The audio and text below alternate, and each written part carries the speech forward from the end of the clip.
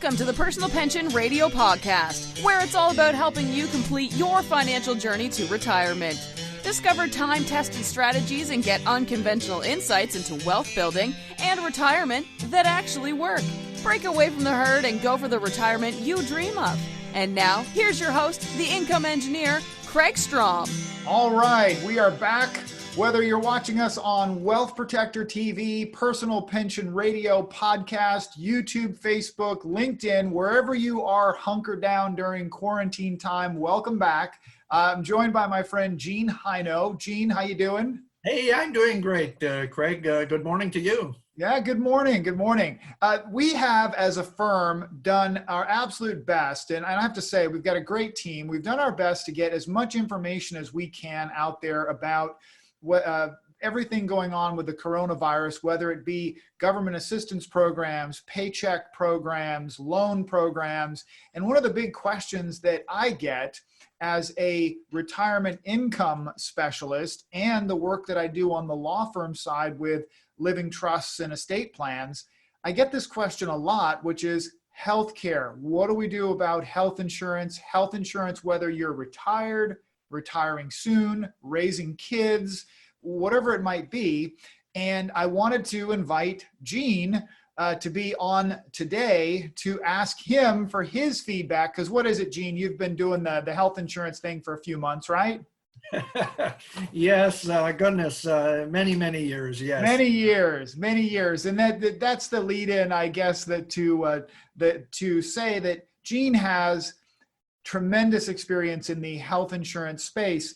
And I guess the best question to ask right now is, when you look at the health insurance space, what are the changes that you're seeing at this crazy time? Oh boy, that's a great question. Well, at this time, one of the things that actually covered California initially introduced and this is mostly on the individual family end, would be a special enrollment period, which is for the second quarter of this year, where people can now enroll even if they don't have coverage at this time of the year, which is unusual. Guaranteed issue, no pre-existing conditions, and they can enroll in April for a May 1st effective date, May for a June 1st effective date, or June for a July 1st effective date.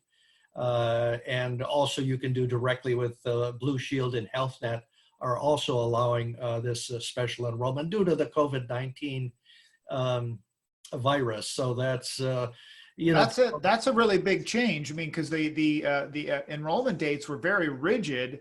And for those of you who actually are watching this, we have folks on our subscription lists all over the country.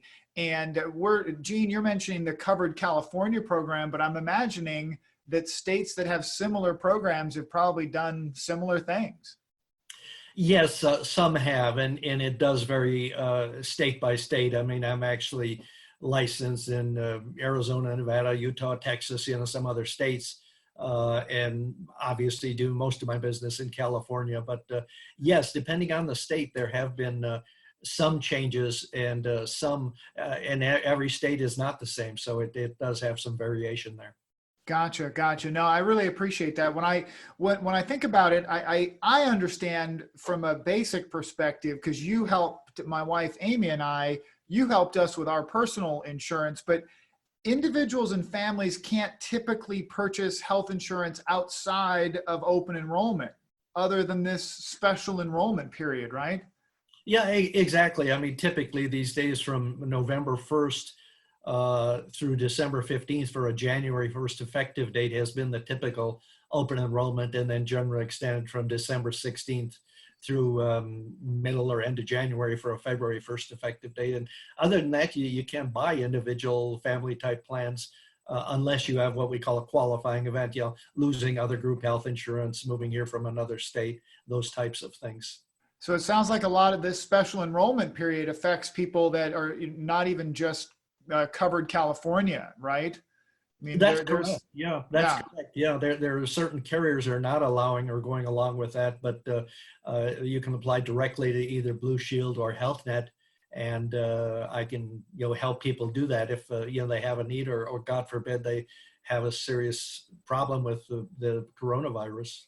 Okay, that's actually going to be a really important question, that if people have questions about their personal lines health insurance or their work program insurance, that sounds like an opportunity for me to say, you should connect with Gene. Is that, that's a good direction, right?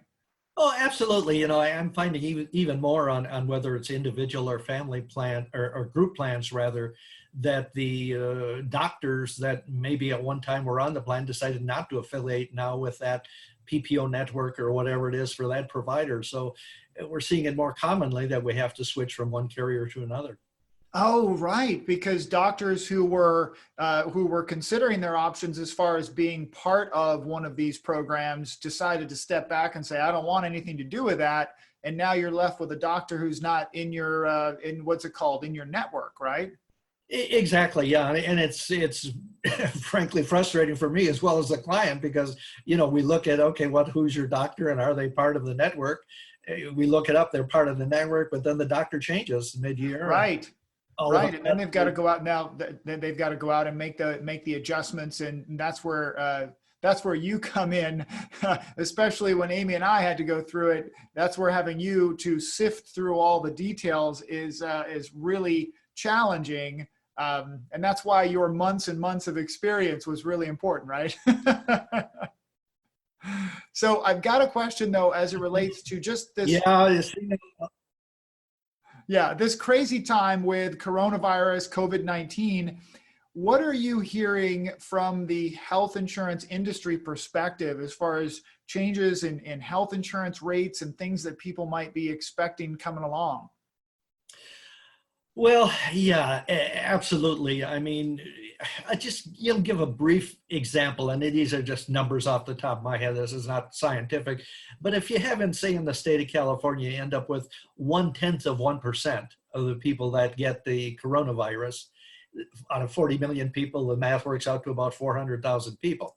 And then if you say, okay, well, some people are going to go in intensive care on ventilators, run up six figures of additional medical costs. Some are just going to have routine and be maybe a few $100s in costs. So if you just take an average of, say, $1,000 a person times the 400,000 people, that's $400 million in additional medical costs. Wow. Just in California for coronavirus. Wow.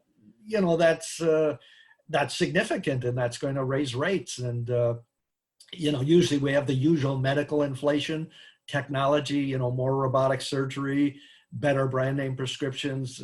Fraud is sometimes a factor, but Yeah. that alone is going to add. And unfortunately, we're looking at some, larger increases, I would guess, coming in 3, 6, 9, 12 months from now.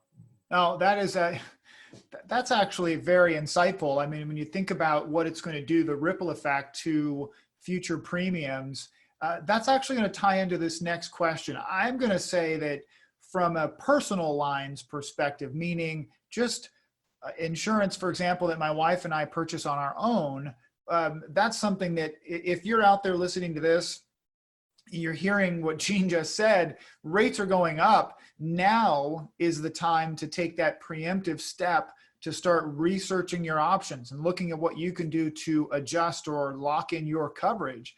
But if you're a business owner, if you're out there and you actually have a group health insurance plan, talk to me a bit about that right now, Gene, on the planning aspect. What can a small business owner do when it comes to their group health insurance plan? Sounds like now is the time to be really starting to do some research on this. Yes, we're sometimes seeing that, some of the business owners, usually the first of a month is your anniversary date. So it's December 1st, September 1st, whatever it is. And sometimes we're looking at businesses looking at it more a non-anniversary. With health insurance, there's no penalty by switching a different time of the year, like there is with some of the property casualty coverage. So there's no penalty by starting with a new plan. And again, it might be because your providers are no longer part of the plan you are with. In a nutshell, for the groups that are 2 to 100 defines the small group network in California, and those are typically age-based rates, as opposed to the 100+ employee groups, where it's typically what we call a composite or one rate for all employees. We're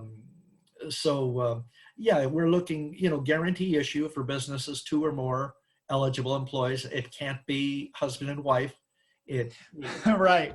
Yeah, it actually can be like husband and daughter. I'm actually working with a group now where we have the spouse, the wife is going to be on the husband's coverage, and then the daughter is going to be the second employee. And as long as they're gotcha. W-2 employees, it works. In group versus individual, and in a general sense, groups tend to have a little more rate stability. And one thing that is important for some people is they have much better out of networks than the individual family plans. So okay. Any traveling where you're in Las Vegas, Chicago, Atlanta, whatever, you do get out of network benefits with the group plans. With the individual plans, where you have pretty much dropped that out of network benefit other than an emergency. Gotcha. So there is so many different pieces of this, Gene. When I look back on, me, 20 plus years of being in the financial services world, I can't tell you how many times I've looked at the health insurance stuff and just, I would pull my hair out, right? Because it is so complicated. How do people, if they have a question about their personal policy, their group policy, if they want to do this preemptive planning, how do they get in touch with you, for example? Well, either phone or email, whatever's easiest. Email is my first name, Gene, Gene, at kfico.com. Or my cell phone is 714-403-4004.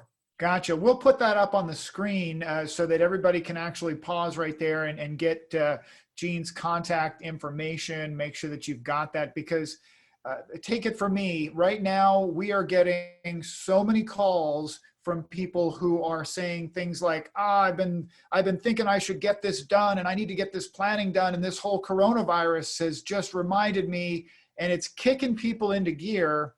If you're in that situation yourself, now's a great time to double check your health insurance status, whether it's work or personal. It's a good time to get in touch. And if you have any questions for me, always send me an email, Kraig@kraigstrom.com. And that'll wrap it up for this episode. Gene, thank you again for taking the time out. I really do appreciate it. Oh, my pleasure, Kraig. Very nice to see you and connect with you via Zoom. You got it. Take care. Thank you for listening to the Personal Pension Radio podcast. We took notes for you, so if you missed any part of the show, you can find a full transcript of each episode at personalpensionradio.com. Be sure to download your free retirement income crisis report at personalpensionradio.com. While you're at it, we would appreciate some iTunes love. Please leave us a fantastic rating on iTunes by going to personalpensionradio.com/iTunes. Thanks again for listening. Now for the disclosure. Information presented is for educational purposes only and is not intended for solicitation, sale or purchase of any security or financial product. Be sure to first consult with a qualified financial advisor and your tax professional before implementing any strategy discussed here. The term personal pension refers to a marketing name designed to educate future retirees and retirees about the economic principles behind creating their own pension-like income. The term personal pension is not intended to be confused with a defined benefit pension plan offered by an employer or by a government entity.